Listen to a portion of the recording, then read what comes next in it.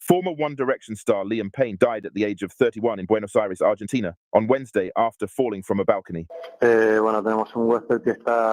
hotel staff called the police reporting that they have a guest who is high on drugs and alcohol and is trashing everything in the room. The police soon arrived thinking that it was going to be a case of kicking someone out, but the situation was a lot worse. After the police saw the situation, emergency services arrived swiftly to the scene. Many details about the British singer's death still remain unclear, but information from a young woman who was also staying at the hotel gives us an insight into the moments leading to his death. At 4:26 p.m., just 36 minutes before his death, the young woman, whose name has been kept anonymous, said he was waiting by the elevator, and it was so clear he wanted someone to recognize him. There was something a bit desperate about him. When the lift came, he suddenly said to us without any prompting, "Yes, I'm Liam," really drawing it out, and then said, "All right, come on you lot, get in the elevator with me, I love a cuddle." The girl said 10 minutes after her initial interaction with Payne, she returned to the lobby, where she found the singer hanging out again, reading on his laptop. She said that Payne may have seen an email, which obviously upset him, causing him to freak out. She claimed that his alleged outburst shocked everyone at the high-end hotel, especially the staff. She approached him and asked, "Are you okay?" But he just kind of grunted. He then said, "I used to be in a boy band. That's why I am so f***ed up." Suddenly he took the computer, shouted, "F*** this shit, mate," and started bashing the computer on the ground. There was a lot more swearing, and he took the laptop over and went to get back in the lift. He was due to check out that morning, however, had not left the hotel, making the staff a little on edge. After he'd gone back to his room, someone from his entourage, believed to be called Roger, came over and apologized on his behalf, saying, "I'm sorry, he just gets so high sometimes." He was behaving as if he was under the influence of drugs. He wasn't focusing. His pupils were dilated, and he was behaving in an aggressive way. They couldn't figure out why he was hanging around the lobby, but wondered afterwards whether he was planning to meet someone to resupply his drugs. Liam left the room, but after a few minutes he walked back in and tripped and fell flat onto his face. The staff came to help him and get him back in the elevator, and that's when this last photo was taken. At 5:04 p.m., hotel staff were notified of the fall, called emergency services, and ambulances had arrived by 5:11 p.m. and confirmed he had passed away. Some of the girl's friends had seen him falling. They said it was awful, and at first they thought he might have just injured himself, but then they saw the body out in the courtyard, and later they brought him out on a stretcher. Following Payne's death, officials initially said he had jumped from the balcony of his room. However, the autopsy report said he had fallen.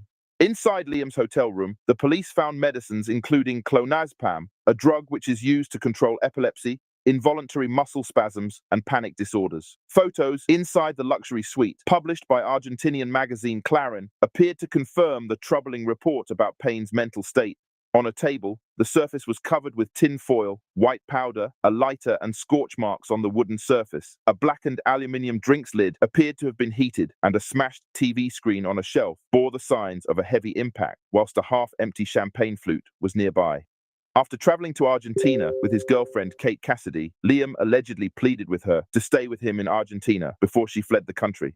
A friend of Liam's said Liam didn't want Kate to leave Argentina. He wanted her to stay. She says he begged her to stay. The pal, who asked to remain anonymous, shared that the couple's exchange was actually a little more heated than you'd think, but did not elaborate further. This likely contributed to his breakdown. Since Liam's tragedy, Kate has shared her upset and love for him on Instagram with this story post. She said, "Thank you for all of the kind words and love that has been sent my way. I have been at a complete loss. Nothing about the past few days have felt real. I ask and pray that you'll give me the grace and space to navigate this in private. Liam, my angel, you are everything. I want you to know I loved you unconditionally and completely. I will continue to love you for the rest of my life. I love you, Liam."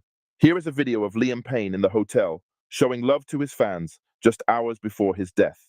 Oh, that's very sweet. You saved my life. Oh, thank you. Yeah, we're going to take pictures. Let's do this, right?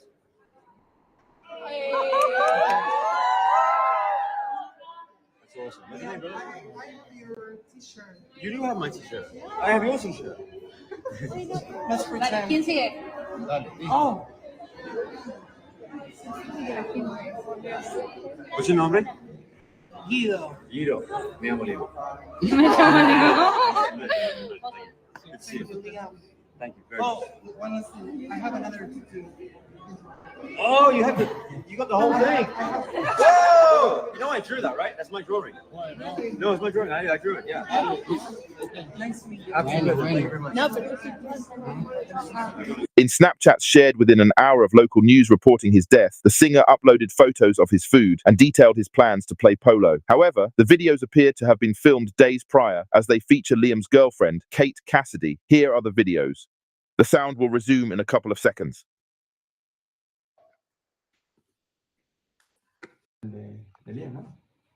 Sí, para mí también.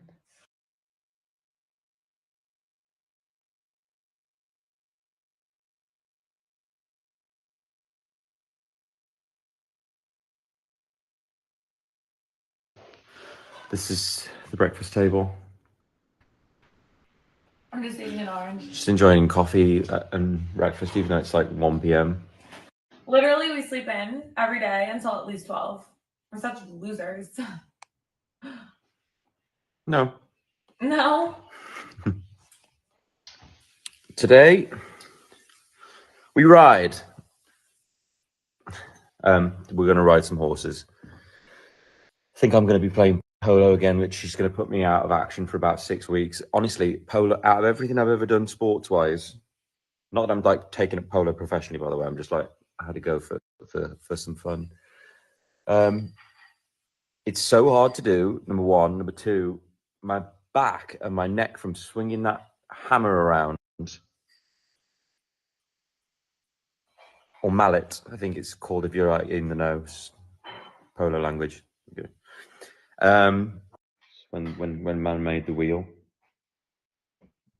there you have it. I look like the Joker. My hair's a bit cray-cray. Spanish. I'll tell you what no one told me about. We should all be talking about this. Christmas. Christmas is incredible.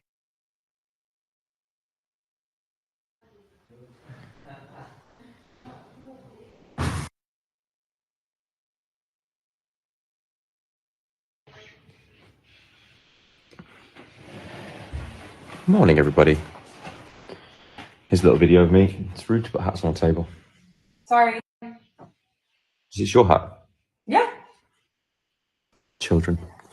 It's a lovely day here in Argentina. Yeah, it hurts a lot. It's very tough to do. But we're enjoying ourselves here at our lovely friend Gon's house. Shout out Gon wherever Gon is. Shout out Gon. Shout out Gon. Big bad Gon. I envy things like this. Painting wise, once again, shot from the back, like going forward. Really beautiful. So yeah, that's what we're doing today. This was the first wheel that was ever invented. What do you think about this whole situation? Put your thoughts in the comments and remember to like and subscribe to the channel.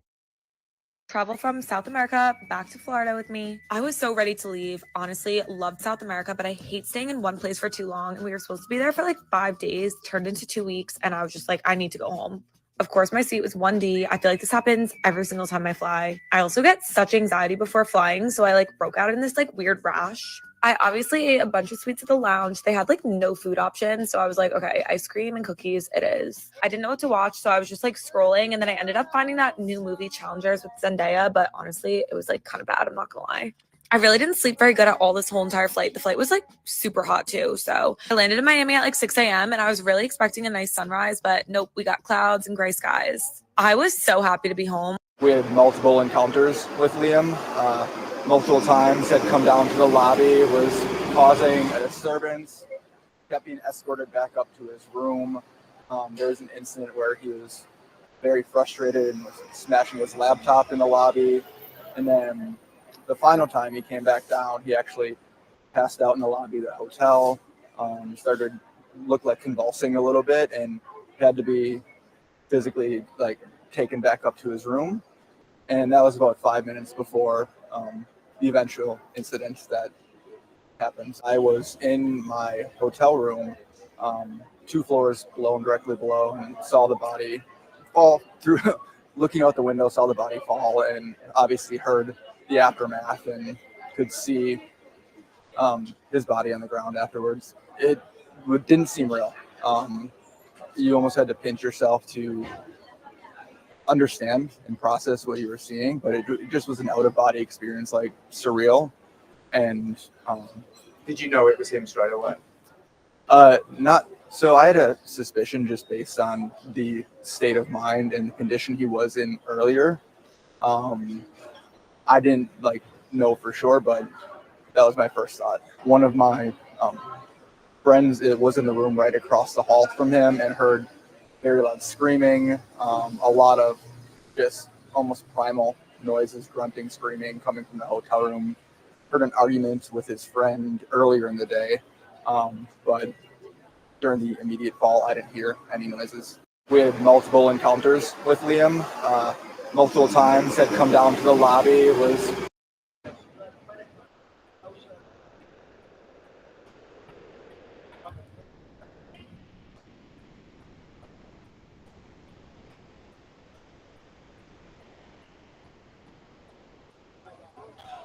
Good evening, guys. So we have a new podcast today, and we're diving a bit into what happened with this former One Direction singer, Liam Payne, who, to be honest with you, never followed his career per se. It's not my kind of music.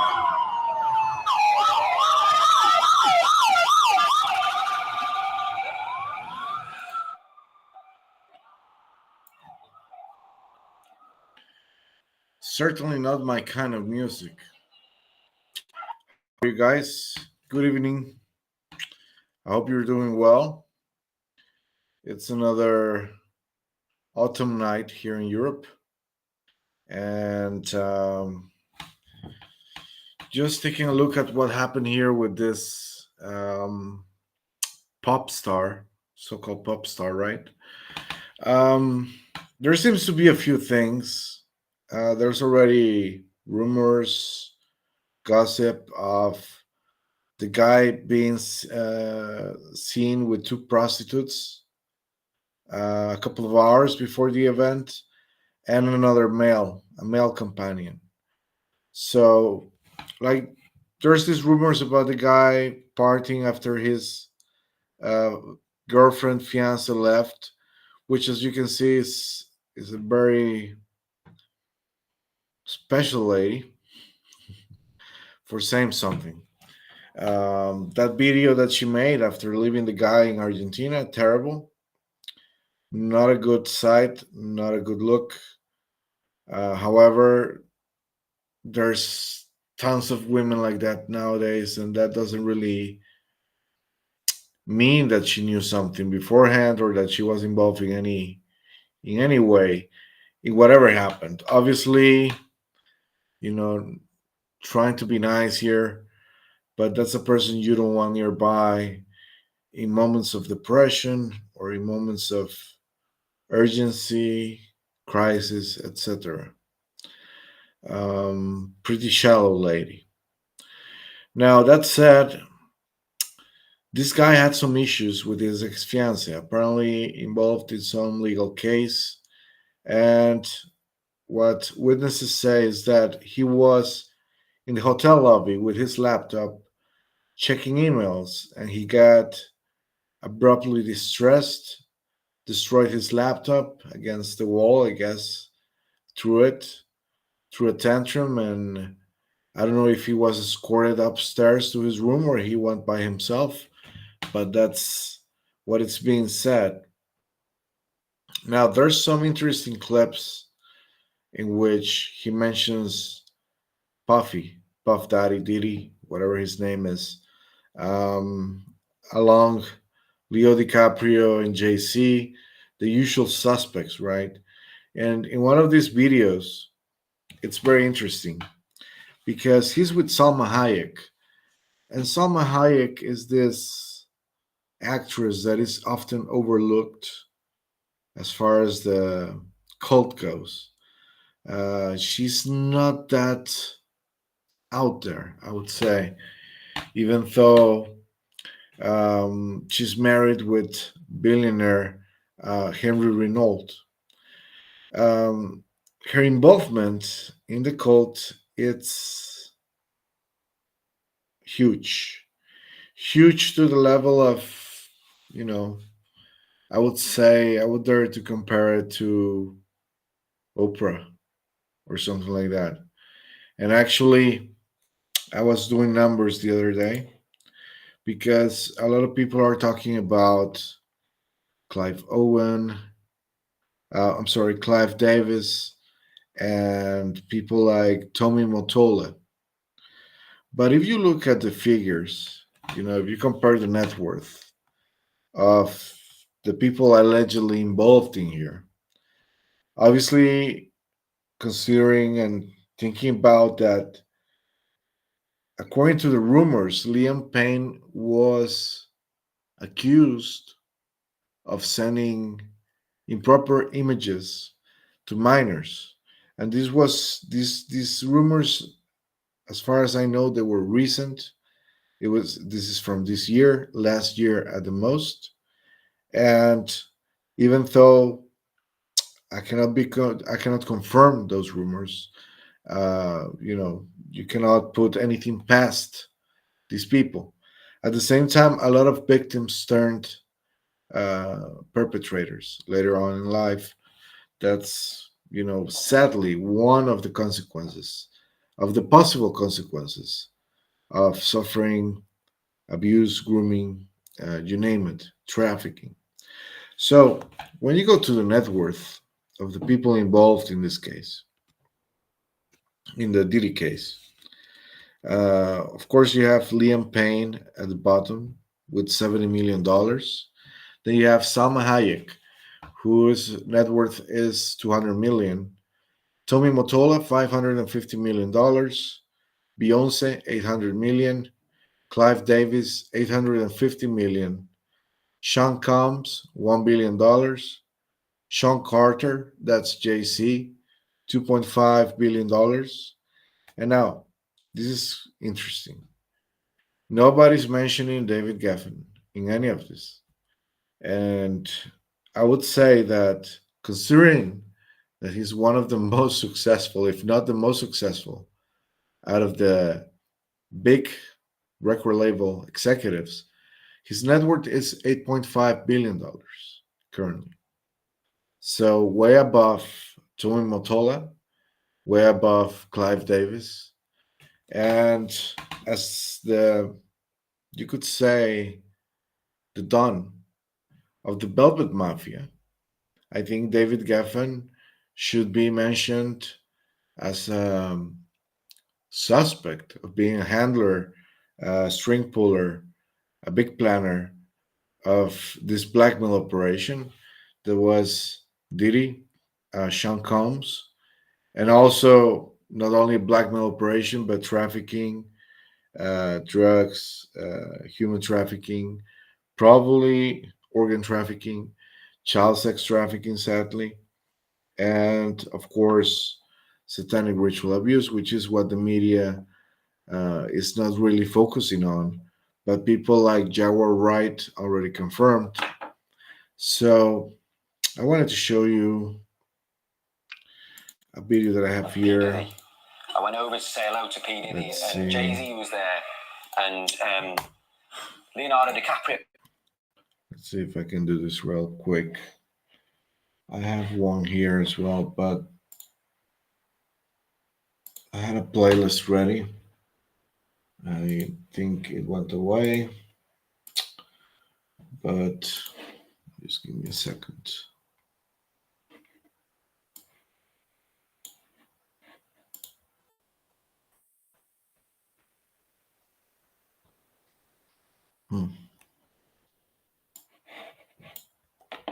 Okay.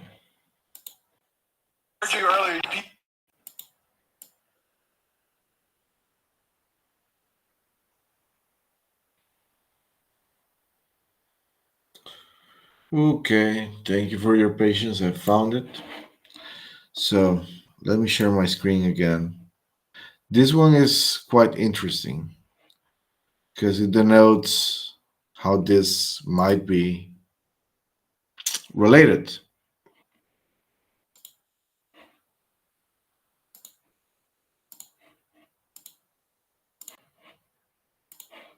Were asked about their interaction with Diddy and Jay-Z, and while the conversation got real interesting, the boys admitted to partying with the pair. With your interview earlier, you met P. Diddy and Jay-Z. Is that the coolest moment? Is that the coolest moment? Well, these two are gangsters. Yeah. Watches and I just went for a quiet dinner, so I didn't meet P. Diddy so much. Just what was up with Lewis's reply and Niall's laugh? Were they trying to hide something? What's more concerning is that it's not the only interaction that Liam had with Diddy. During a 2017 interview with KISFM's Kyle and Jackie O, Liam revealed on national TV that he was scared of Puffy. P. Diddy. I went over to say hello to P. Diddy, and Jay-Z was there, and Leonardo DiCaprio sat. The way the interviewer jumped in to stop him from telling the story speaks volumes. Just why would he cut in like that? Well, fans seem to know what's up. One person commented, my opinion. Either he was taken out for knowing something he shouldn't, he was mistreated in the industry, and he was planning to reveal it, or he committed S due to mistreatment he suffered from the industry. And while there might be some truth to that theory, because one TikToker went through Liam's Instagram account and they found one picture with an interesting logo. Gotta remember, when he started One Direction, he was only 16 years old. He was a kid, right? And I'm bringing this up for a very specific reason. I went to his Instagram and I saw this. His latest drop was called Teardrops, and I see these symbols familiar. Now you tell me if that symbol right there, this little swirl one, looks like that symbol right there, the little swirl. So if you don't know what this document is from 2007 from the FBI when they released all these PDF file logos. Now, besides the swirl, I see there's hearts as well. Just like this heart and that one down below as well. But let's keep moving. Now, before you start going down that route, hear us out. That's not even up for discussion. But if you remember, Liam was pretty open about what it was like to be a 16-year-old kid trying to find his place in the industry. And as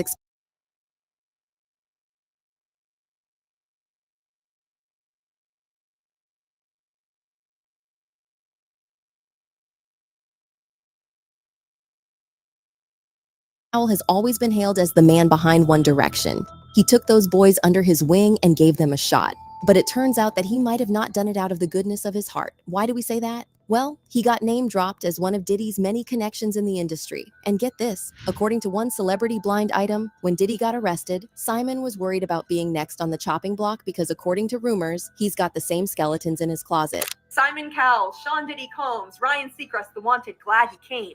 And this is on, by the way, Simon Cowell is rumored to be a notorious harem holder. Kind of like Diddy. The music competition judge / record exec that Simon Cowell is worried that he is next to face the Mr. Freak-Off treatment. Okay, so let's rate Simon Cowell's harem next. Not only because of the things he may have done, but because of what he didn't do to protect contestants from the closeted radio exec, and that's Ryan Seacrest, who preyed on them. This same radio exec was behind the formation of the boy band The Wanted, who was glad you came. And that's a really gross pun right there. So what does all of this mean?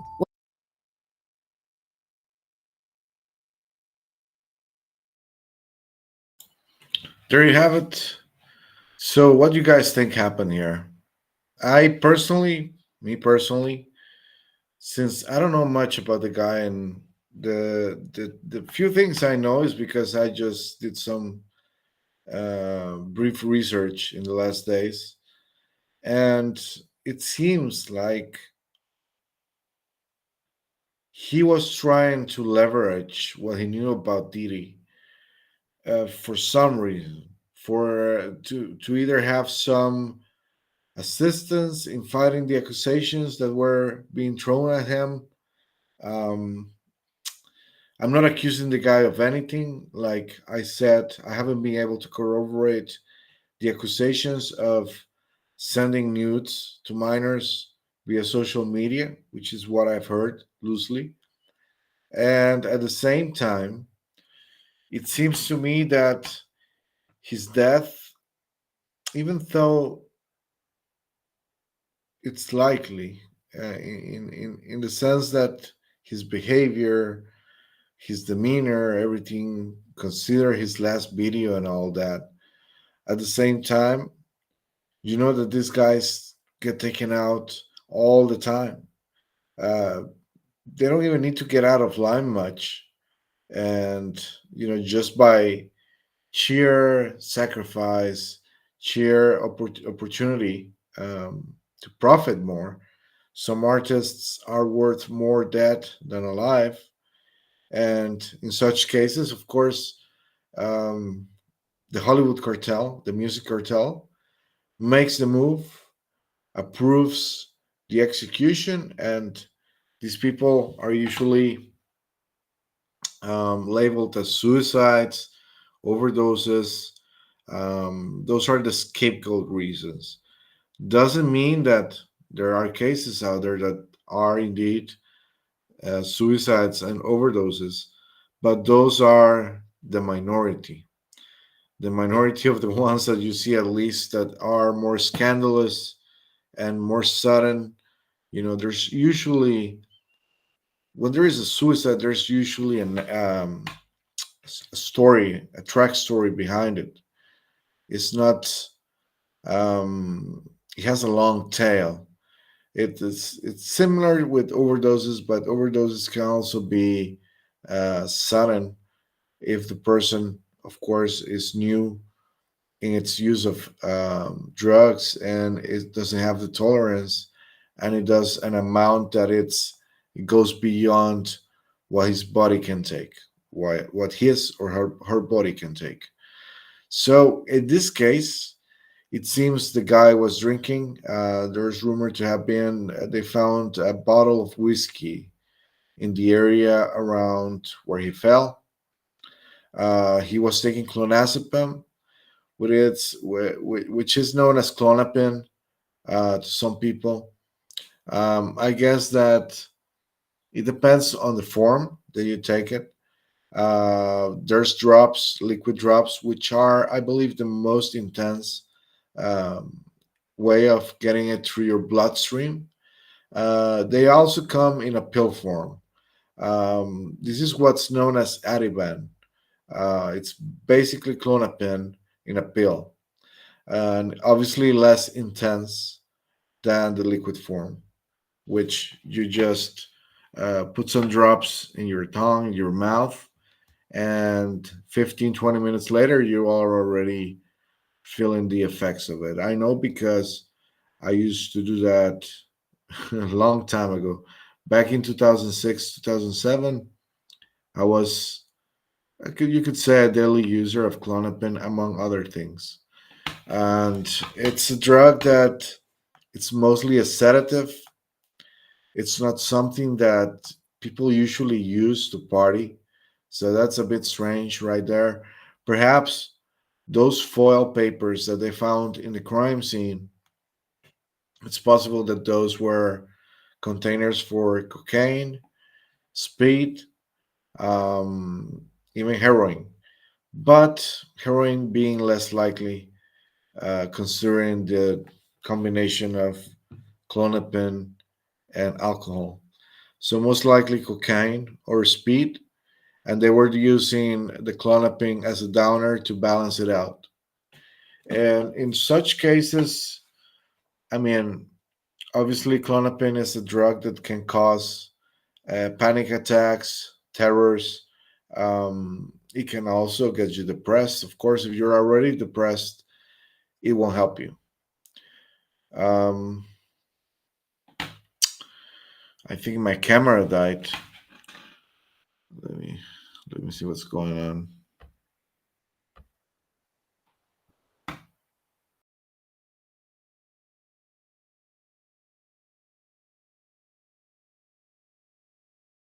Okay. It's always something. Rumble is always playing tricks on us. So a lot of people seem to think that there's something fishy in here with this death that happened 5 days ago on October 16th at Buenos Aires, Argentina. In Buenos Aires, Argentina. I believe the guy was there to see a concert for one of his former bandmates. So, he was there partying. Obviously, it seems he appreciated the attention. He seemed polite and pleasant with his fans. It didn't seem like he was anxious. It didn't seem like he didn't want to be there or was in a rush to leave, which are usual signs of drug use. Like if these people are binging on coke and clonazepam, most likely you will be able to notice something there. I guess that's what the guests at the hotel reported, and why they intended to call the police to escort the guy out from the hotel. Apparently, one of the hotel employees is involved in getting the substances for Liam. So I hear rumors of a possible, um, I'm not going to say sacrificial lamb, but accused, someone that is going to be the face of the death. In this case, you want to call it suicide, murder, um, you know, manslaughter, whatever. The truth of the matter is that if this guy was taken out, you can expect more things to come out that will actually contradict the narrative and the official version. There's always things coming out from even all crimes of 20, 30 years ago. They can never control everything that comes out. They try, but they're never quite able to. Um, what else? That said, if the guy indeed took his own life, which a lot of people don't believe that, obviously I don't agree for the hotel employee to be piled on. As adults, we all make our choices, and if the guy blew a fuse because he was doing too much drugs and had bad things going on in his life, then it's his choice. You cannot blame the employee for that, even though facilitating drugs it's indeed a crime, especially when it ends like this, in most countries, in most Western countries. Sad stuff. I don't know if the guy's innocent. I don't know if the guy is guilty of misdeeds. But considering that what these people go through, and usually when there's smoke, there's fire, and that's the motto of the day. When there's smoke, there's fire. Everyone knows that's true. Um, what else did I read on this case? Well, I was also the Simon Cowell connection, of course. Simon Cowell, the judge, the celebrity guru, and also I guess he was behind One Direction in a way. He did American Idol, X Factor, and all these things, all these talent shows that I never saw in my life. I saw a few episodes just to know what it is, but not my cup of tea, that's for sure. The guy, what can be said about Simon Cowell? Of course, there's pictures out there of him with extra young Asian girls in Thailand. There's him in that jet ski with the Freemason logo, which of course is always interesting when they put the logos in their baseball caps, in their jet skis, in their yachts, in their cars. It's just hilarious, right? They have to show you. They have to tell you what they are. And my advice is when anybody tells you who they are, believe them. They usually won't be lying to you, especially when they show you their worst. You should be thankful if it happens early on, so you can avoid a further, more expensive kick in the balls, as some say, right? But in this case, I heard that Simon Cowell quit the show he was involved in, and again, fun timing. Simon Cowell, I see him being involved with Diddy and all these people in the States, Geffen, the big record label people. Of course, that's why he got that spot at American Idol. He's connected, very well connected. He had, if I'm not mistaken, because I have all these in notes, in files, and stuff like that. But if I'm not mistaken, this guy had also written a letter defending a pedophile there in England, where they send letters saying, hey, I know this guy, he's a great guy. He diddles kids, but other than that, he's a pretty cool guy, which is, it just takes the cake.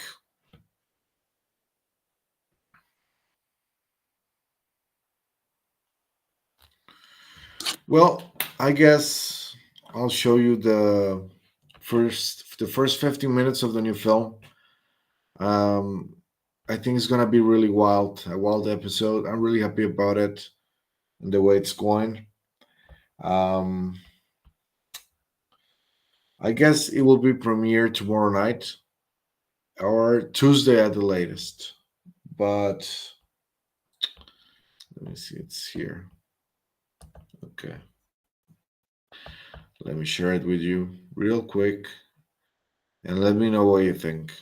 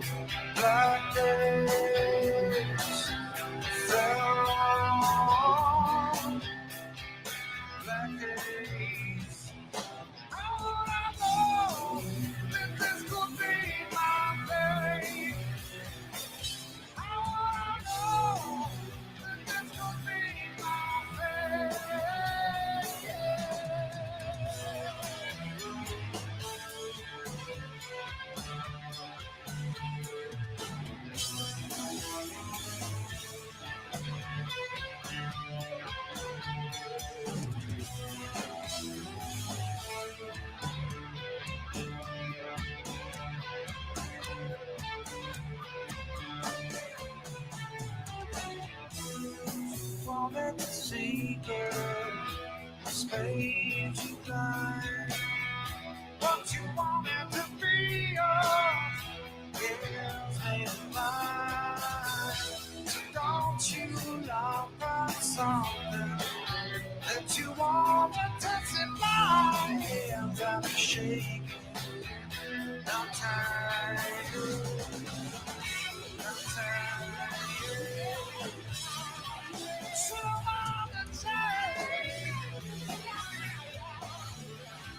So on the chain.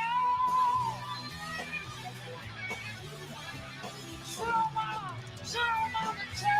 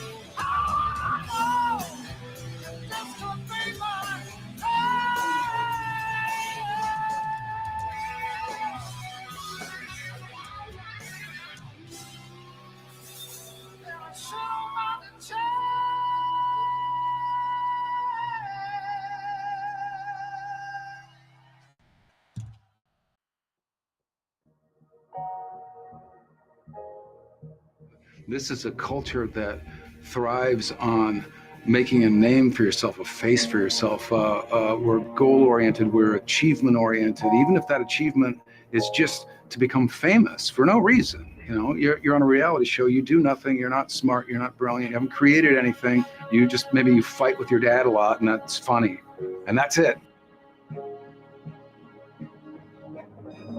That's where we somehow manage to focus an incredible amount of resources and energy on useless stuff that doesn't mean anything, like following celebrities that are celebrities for the sake of being celebrities, and buying magazines that they're in, and spending hours of the day thinking about who they are and what they're doing and what clothes they're wearing and what songs they're listening to, and who gives a fuck. We're sort of growing up in this culture feeling like we have to do something that distinguishes ourselves in a country full of, 350 million people, where it's impossible for every single one to distinguish themselves somehow. The amount of people around Chris Cornell and Chester Bennington who seem to be involved with the Hollywood cult and child sex trafficking is simply astounding. Soundgarden's frontman owned properties in the United States, France, and most likely Greece, although we have not found documentation to prove that. More than that, the couple seemed to have quite a penchant for dealing in real estate, as the records I took out on the couple listed several properties in California, New York, and Florida. A source told me to pay special attention to the apartments in Miami Beach. According to those close to Chris, Vicky was running an escort catalog from there. She was constantly recruiting girls from social media and celebrity events so they would form part of her roster. She wasn't alone in the business, and besides counting on the experience of her mother, Toni Basil, the widow also had the alleged participation of Selena Diana Jenkins.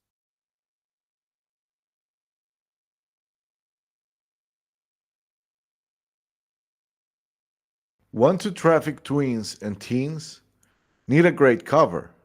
Well, this A-list, mostly movie actor and his wealthy friend have figured out the perfect way. Use a charity to disguise all your movements. That very rich friend has the A-lister wrapped around her finger because she has provided him with those barely legal Eastern European women for well over a decade. Yes, while he was married too.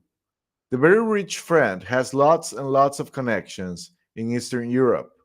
Those teens and barely legal women get sent on humanitarian missions to this Caribbean country. Then, with the help of friendly government officials in the Caribbean, they are given passports from that country and birth certificates. Then, they can visit the US through a special program. Of course, those visits are really just a way to sell them off to the highest bidders, which invariably are sex traffickers. Meanwhile, that same Caribbean country rounds up orphans from their own country and ships them off to that Eastern European country, where they are then sent throughout Europe and the Middle East, where they end up working as slaves and sex workers for years and years. What's your impression of what you've seen so far of the children of Haiti? Well, it's a country of people that I think have been bullied by God in ways that are unimaginable for so many years, and in many ways very new to me. It's my first time here. There's the focus on children also has to be a focus on their parents, those that have parents. Orphanages are going to be needed, of course. There's people, your parents were in the home and the child was outside, and then a child just left on the street, and that's true in the tens of thousands. But also because of its history, the children, the adults, everyone here has such a moving stoicism. There are people who are so strong and so beautiful and so courageous that they're just so necessary to protect. We need people like this in the world.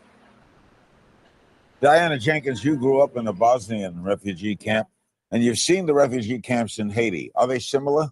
Well, I didn't. I grew up in Bosnia, and during the war I escaped, and then after I lived in refugee camps. Okay.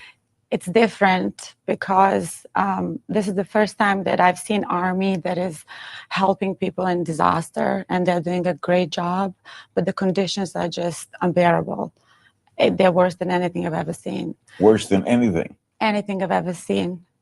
These camps that I visited camp, which is 50,000 people, and we went through the tents, and every single child has some kind of injury, infection, or broken bone. Sean, specifically, what does your organization, Jenkins Penn Haitian Relief, do? Well, we were formed very spontaneously. I and a couple of friends were going to come down a couple of days after the quake, and I ran into Diana, and she said, no, don't do it like that. And she came in and fully funded a major operation. So I was able to go to Allison Thompson, Oscar Gubernati, and some other volunteers, Dr. Raul Ruiz. And we were, with Diana, able to put together what is now rotations of approximately 30 doctors in our base camp every night. We've administered about 7,000 patients. We have a water expert who's going out and distributing, at this point, 1,000 filters with another 3,000 on the way. We work very closely with Colonel Mike Foster and Sergeant Keith Horn, who are truly exceptional men in the 82nd Airborne. And it has been such an experience working with these people. Diana Jenkins started out in an exclusive high-roller London strip club with an upstairs brothel. It's where she met her husband, London banker Roger Jenkins. From 2006, Roger worked for Barclays as chief executive of Barclays Capital's private equity group, and from April 2008 as executive chairman of investment banking and investment management for the Middle East. Roger is said to have earned about £40 million in 2005, making him the highest paid banker in the City of London at the time. In 2008, he was key in raising capital for Barclays Group, bringing in over £9 billion. No one is quite sure if she was ever one of the girls, but when she met her future husband, she was on the management team. She has had plenty of experience catering to the rich and powerful, and is very good at it, so there is no question that she could run something like what's alleged in the blind item. When her husband's bank was in serious trouble, she was the one who secured financing from billionaires in the Middle East to keep it afloat. How does a humble nightclub host get to know Arab billionaires and have the clout to secure billion-dollar loans, you may ask? Eventually, even the knee-deep slime husband couldn't stomach her business empire and divorce her. Roger Jenkins also quit Barclays in the summer of 2009. Could it be possible that Diana made her husband and herself rich and powerful by using traffic girls to entertain both Saudi and British clients to get leverage? Let's get something out of the way before we continue. Everything here is alleged, and since Diana is so worried about her good reputation, it's only proper. Back in 2022, Diana sent out a series of ceased and desist letters to various bloggers, podcasters, and publications who have, quote unquote, perpetuated unfounded gossip that she had ties to Jeffrey Epstein and his sex trafficking ring. She posted on her Instagram, "I will no longer sit back and allow them to smear my name with impunity. I have instructed my lawyers to take whatever action is necessary to remove these false statements and to pursue justice from those who have been spreading lies about me." Those hit with written warnings include anti-lawyer from the Crazy Days Rights website, Sharelle, Jezebel, Gawker, Heavy, Sexy Unique Podcast, the South China Morning Post, and former Rich Housewives of Beverly Hills personality, Dana Wilkie. The latter alleged that Diana had extramarital affairs with the likes of Justin Timberlake and Guy Ritchie and accused her of being a madame who sex trafficked young women across continents and connected celebrities with prostitutes, among other nefarious claims. Some will say that whenever there is smoke, there is fire. But is there anything to substantiate these rumors besides what we already went over? I'm glad you asked. Back in 2015, Diana published Room 23, as described on her website, as a fine art coffee table book that features photography and art direction by Deborah Anderson. This artistic exploration depicts a year in the life of a Beverly Hills penthouse suite featuring 100 celebrities. Proceeds support human rights projects. The photographs tell a glamorous story of all that takes place behind these closed doors. They are a melange of playful, provocative, and intimate images that reflect the inspired mood of both Diana and Deborah. Diana conceptualized the creation of Room 23, motivated by the idea to pair her passion for raising awareness for the Sanella Diana Jenkins Human Rights Project at UCLA School of Law with beautiful and entertaining photographs of her friends.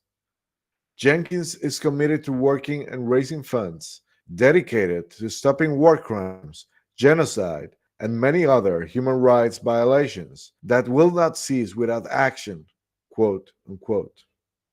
According to those in the know and those inside Hollywood, the book was supposed to be a celebrity catalog tailored for the super ultra rich, such as heads of state, tycoons, and even royalty. It currently sells on Amazon for only $861. You judge by yourself.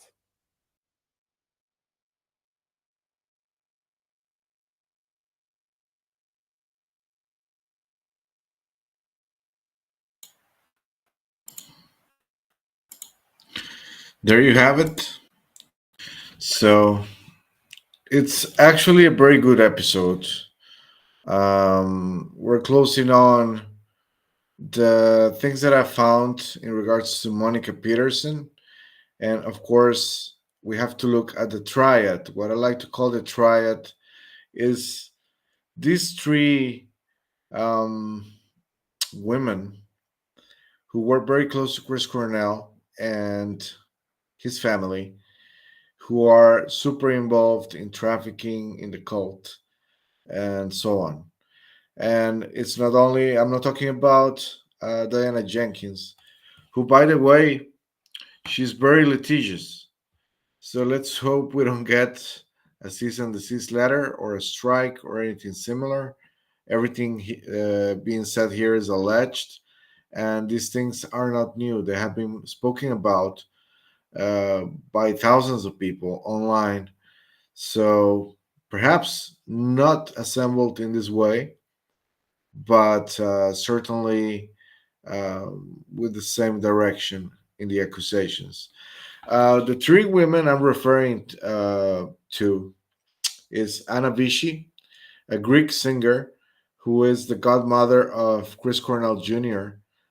She's a trafficker. She's friends, super best friends with Shiro Orsini, who is the handler of Sasha Stone at the now defunct International Committee for Natural Justice, a man that I exposed myself as a whistleblower years ago for his involvement in not only scams but way worse. If you don't know, just go to totaldisclosure.net, put Sasha Stone on the search bar, and you will see what I'm talking about. The other woman is Rita Wilson. That's the godmother of little Tony Cornell, the daughter of Chris. She is, of course, the wife of Tom Hanks. So, best friends with Oprah, best friends with David Geffen. So, obviously, very involved in the cult. And the third protagonist in the triad of evil, of Hollywood evil, it's, of course, Linda Ramone. Linda Ramone, the widow of the now, deceased for a while now, a long while, Johnny Ramone, the guitar player for the Ramones, one of my favorite bands, actually. And of course, this lady, for those of you who don't know about any of the Ramones' history or mythology, they were this punk band from the 70s, from the Bronx. Of course, most of these bands were socially engineered with the involvement in England of Malcolm McLaren, which he ends up being the manager of the Sex Pistols, and here in America with CBGBs and all the bands and characters that participated in that. Of course, we have Debbie Harry from Blondie. We have the singer from Black Flag. What's his name? I believe he has a podcast nowadays, and he's rumored to be one of the assassins of the music cartel. I forget his name. What's his name?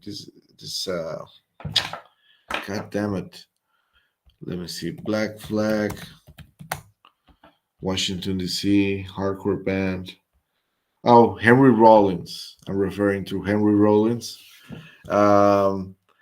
Most of these punk rockers, musicians from the 80s and 70s, especially the ones that hailed from Washington, D.C., they were plants, government plants.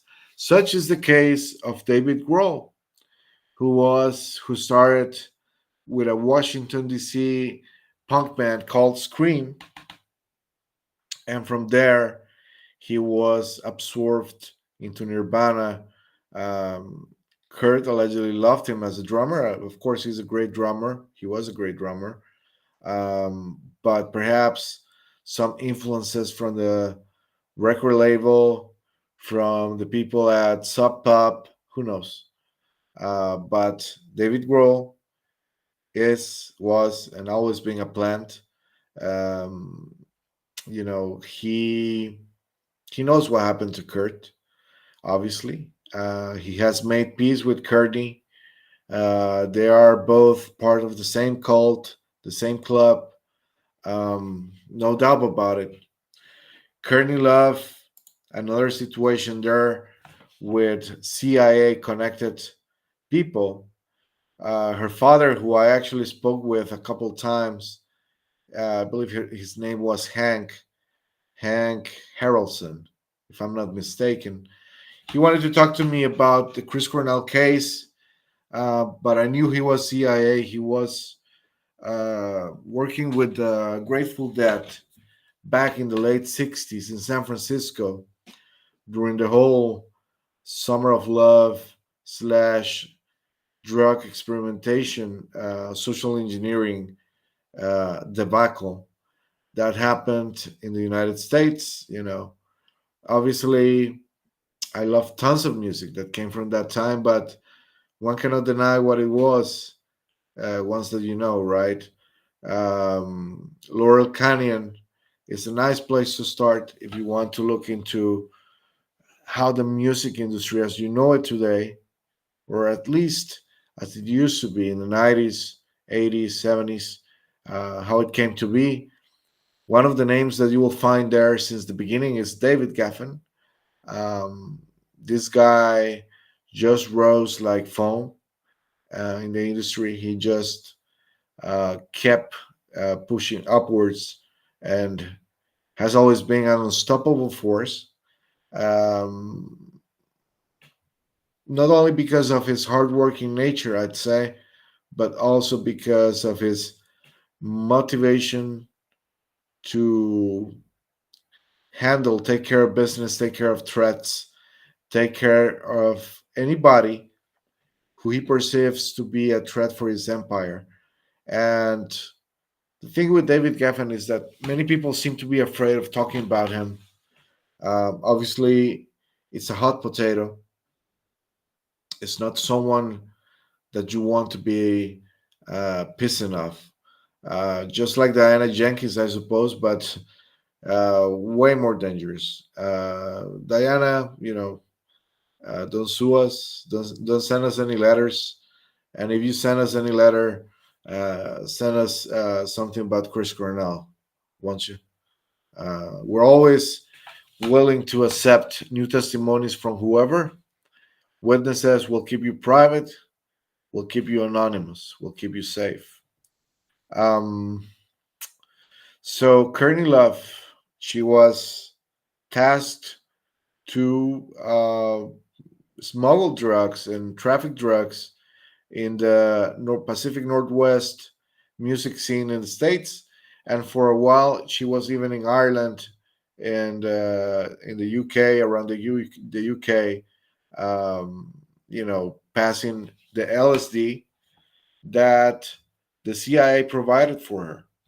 So what people don't know is that when you see people like Courtney Love and James Franco laughing, having a blast, Billy Idol having a ball at Chris Cornell's funeral, it's not because they're there honoring someone they respected, it's because they're there celebrating the fall of someone that they deemed a threat. And more than that, in the case of Billy Idol, it's clear that he sold himself a long time ago, since the 80s. You can see it in the symbolism, and clearly the company he keeps, the agenda, the narrative he pushes, all these things come together. Courtney Love was one of the drug suppliers. I'm saying because obviously these people are resourceful. They're not going to have only one of Jeffrey Epstein. So whenever Jeffrey Epstein needed drugs, mostly sedatives, to use on his victims to keep them more calm, to keep them more docile, when he needed shipments to send to his island, Courtney was his get-go. Courtney, just like him, connected to CIA.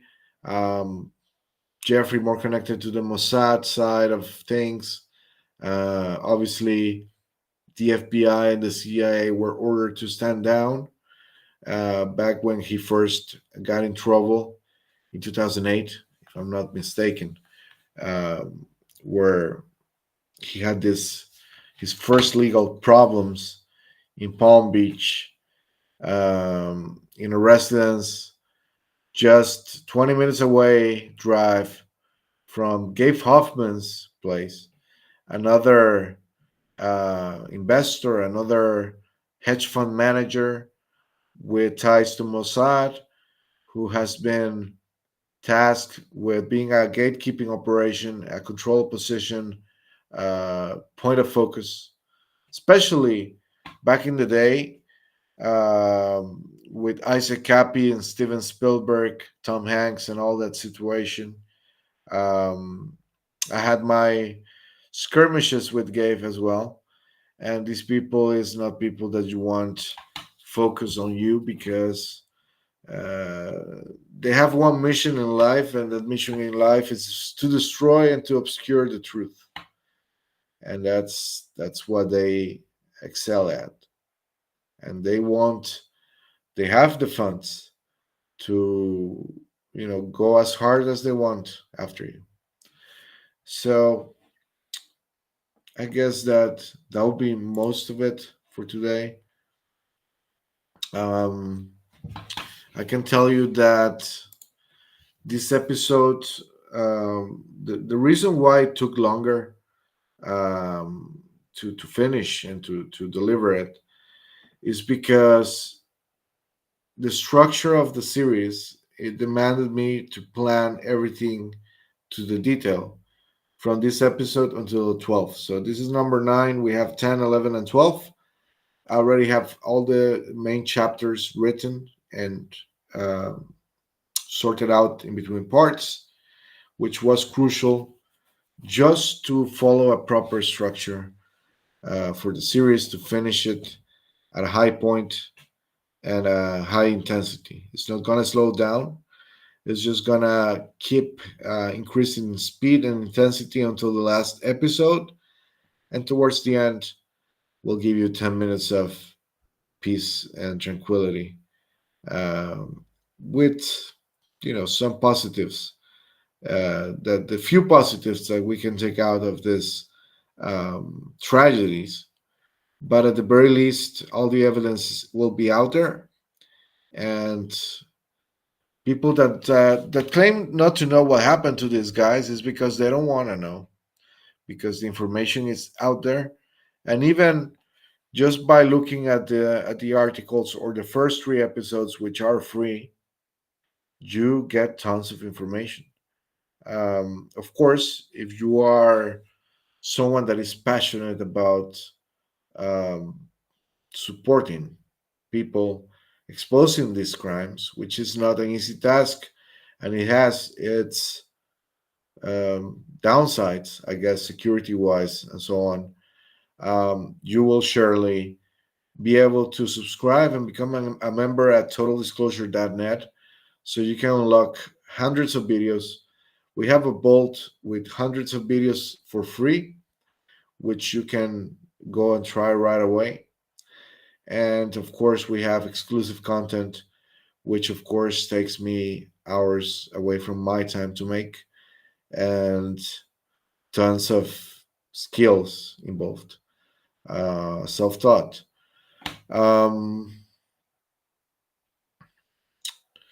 If anyone needs help with the website or how to navigate through it, just send me an email, send me a direct message, and I'll help you out. We're probably going to have a promotion for Black Friday in the coming weeks. So you'll be able to subscribe with a discount. Probably I'm thinking 40% or 50% off. I think that would be nice to say goodbye to a very good year that has seen us move to the countryside and get better in a way. I've not been able to swim lately. Obviously, the pool already closed. It's autumn, so now I need to start my routine at home. It's been raining a lot. The other day, it was crazy. The sky full of chemtrails and the clouds all screwed up in ways that sometimes they get creative. These pilots, I don't know if they have they just have fun pulling our shanks, making figurines in the sky and so on. But thank you for watching. Please support us if you believe that the work we do is necessary and it's more than anything unique, original. Our research tends to go deeper than others. We go into the details, the nitty gritty details of most celebrity criminal cases. So, totaldisclosure.net. Thanks for watching. It's 4 a.m. here. I'm super sleepy. Been working since 11 a.m. on Sunday. So, time to call it a day, and hopefully, you'll come to watch the premiere tomorrow night. Hope to see you there. Goodbye and God bless.